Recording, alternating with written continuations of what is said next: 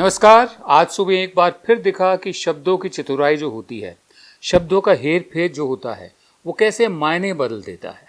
इतिहास के मायने भी बदल देता है, जो छपा हुआ शब्द है, जो नियम है, कानून है, उसके मायने भी बदल देता है।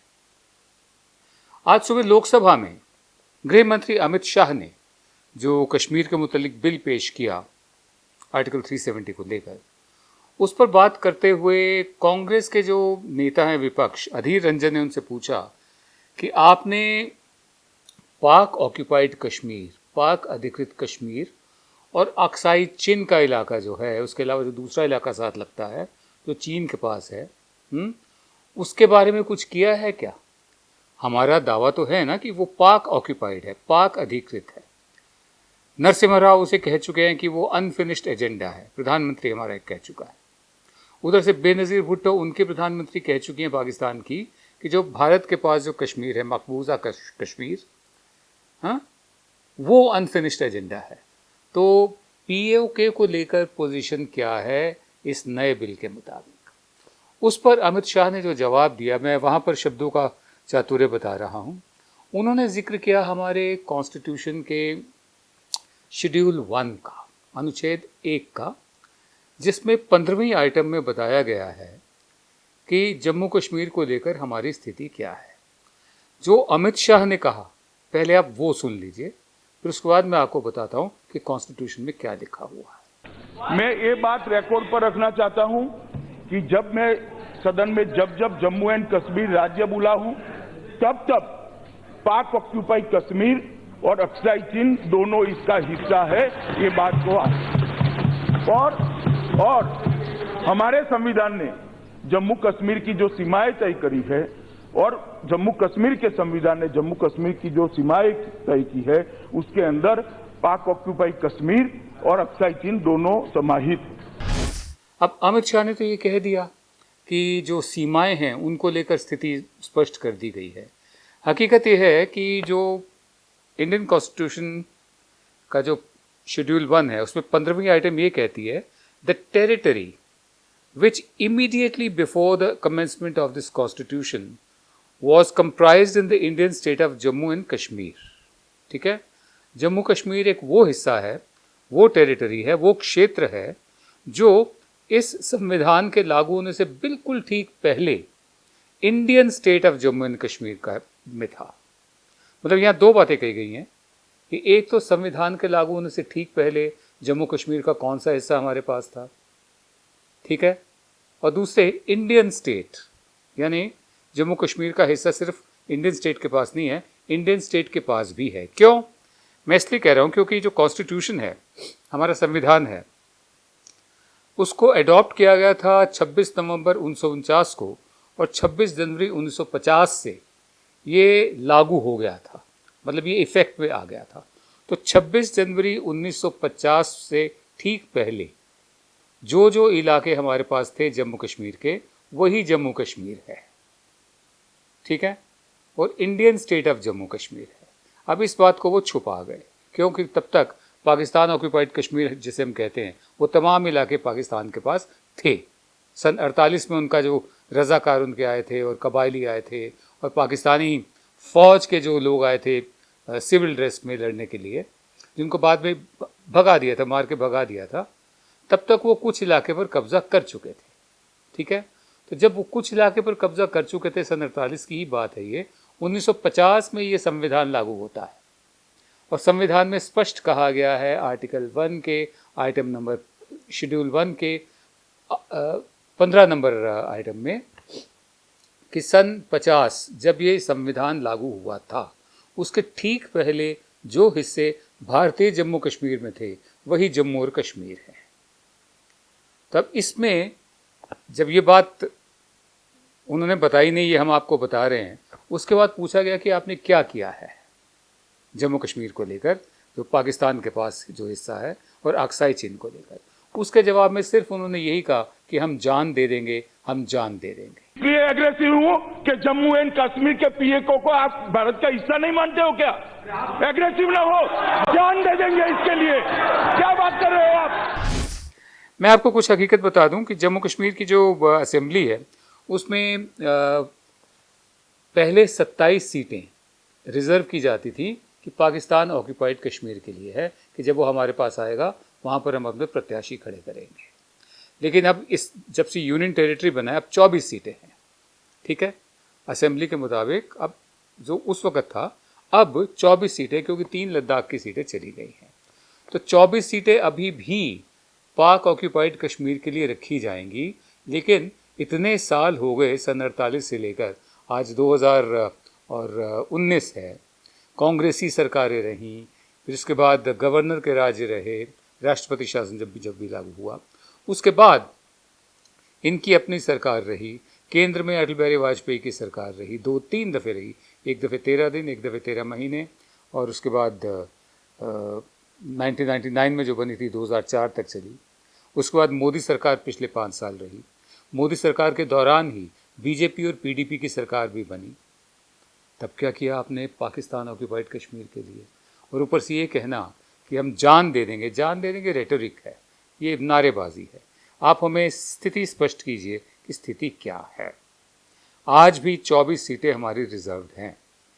कल को कांग्रेस चाहे कह दे कि भारतीय जनसंघ तो तब थी ही नहीं, हम लाहौर में अपने प्रत्याशी अनाउंस कर रहे हैं, जिस दिन लाहौर हमारा होगा उस दिन हमारे प्रत्याशी लड़ेंगे। ये रस्म अदायगी है और कुछ भी नहीं है, ठीक है। उसमें अमित शाह ने जो कहा था वो ये कहा था कि आज Kashmir is an integral part of India, कि भारत का अभिन्न अंग है। I want to make it absolutely clear that every single time we say Jammu and Kashmir, it includes Pak occupied Kashmir, including Gilgit Baltistan as well as Aksai Chin. अब गिलगिट बाल्टिस्तान की भी हिस्ट्री बड़ी अनोखी है। वहाँ महाराजा हरि सिंह ने जो उस वक़्त स्काउट्स होते थे, कश्मीर स्काउट्स, उसके अफसर भेजे थे कि आपकी ट्रीटी ख़त्म हो गई है अंग्रेज़ों से, ठीक है, आप हमें गिलगिट बाल्टिस्तान वापस कर दीजिए। तो उन्होंने उनके अफसरों को ही पकड़ लिया। ब्रिगेडियर घनसारा सिंह नाम था, उसको ही गिरफ्तार कर लिया, बाद में छुड़वाया गया और डेकोरेट किया गया, ये दूसरी बात है। तो कुल मिलाकर आज एक दिलचस्प बात ये शुरू हुई है पूरे आर्टिकल 370 में कि हमारा दावा अभी भी पाकिस्तान ऑक्यूपाइड कश्मीर पर है या नहीं है। हमारा दावा अभी भी गिलगिट बाल्टिस्तान और अक्साई चिन पर है या नहीं है। अक्साई चिन की जहाँ तक बात है, मैं थोड़ी सी आपको जानकारी दे दूँ।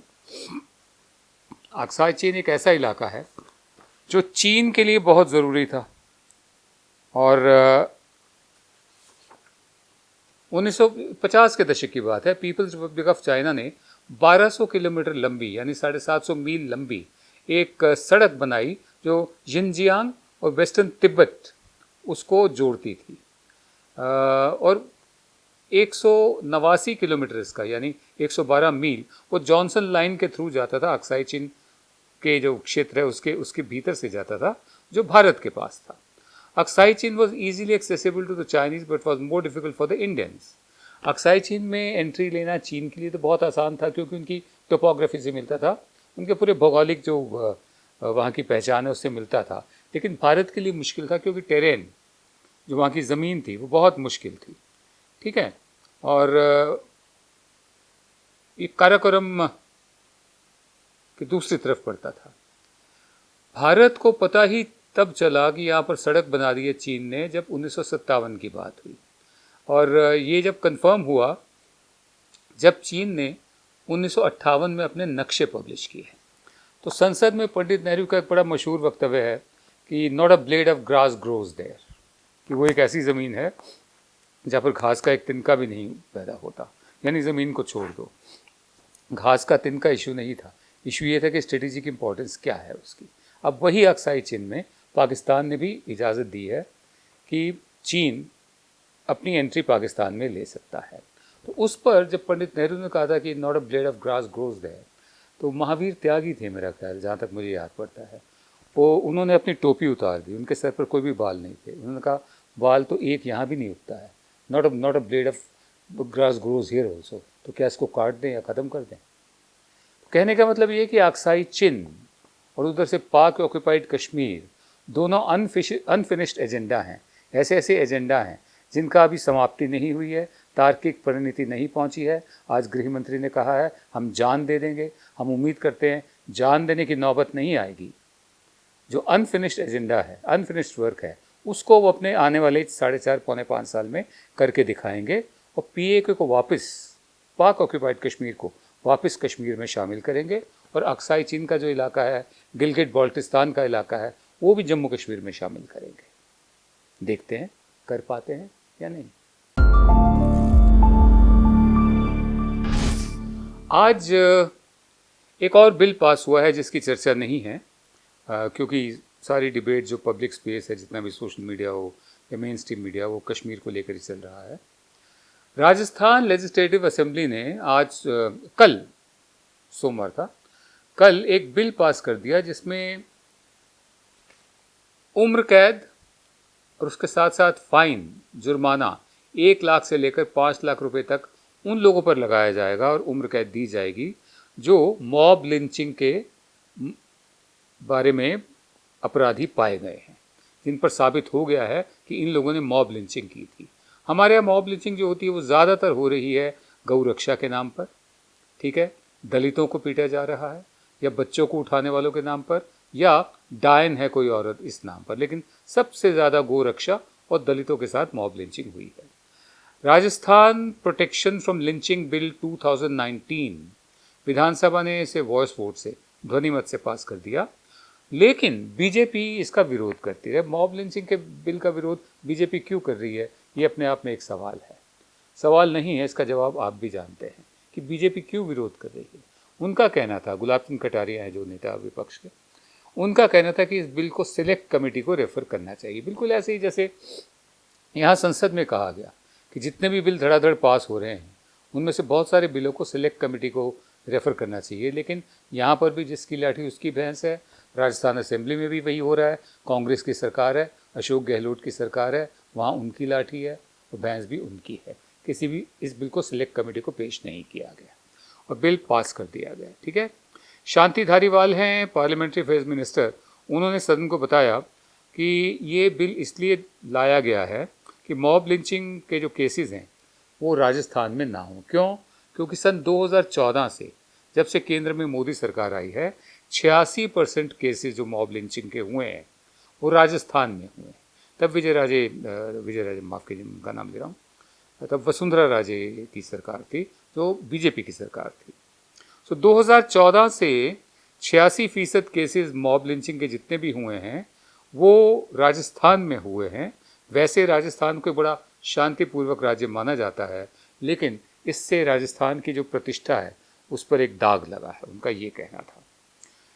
राजस्थान मध्य प्रदेश के बाद दूसरा राज्य है जहाँ पर मॉब लिंचिंग के खिलाफ कानून बना है और दोनों ही राज्यों में कांग्रेस की सरकार है। अब मैं एक दफ़े फिर आपको मैं बता देता हूँ कि इस कानून के मुताबिक क्या क्या है।